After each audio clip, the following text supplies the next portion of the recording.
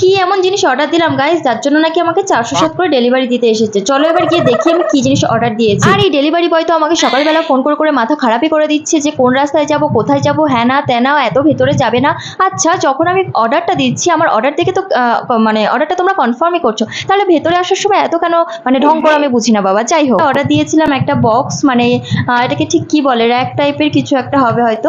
তো দাদাকে বললাম তুই সেট কর, কারণ আমাদের এইসব হয় না, ও এইসব খুব ভালো পারে, তো ওকেই সেট করতে দিলাম। চলো এবার তোমাদের সাথে রিভিউটা শেয়ার করে। রিভিউটা শেয়ার করার আগে একটা কথা বলে দিই, এটা দাম কিন্তু নিয়েছিল মাত্র 604 টাকা। 604 টাকাও ঠিকের দাম ছিল না, 599। ডেলিভারি চার্জ নিয়েছিল আরো 5 টাকা।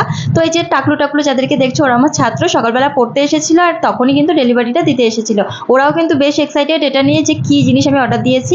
যাই হোক, ওরাও দাদাকে একটু হেল্প করে দিচ্ছিল। আর তোমাদেরকে যেটা বলছিলাম, দাম নিয়েছিল কিন্তু 604 টাকা। 604 টাকা আন্দাজে এটা কিন্তু বেশ ভালো, দারুণ একটা বক্স। রিভিউটা আমি বলছি সত্যি জেনুইন রিভিউ দিচ্ছি, খুবই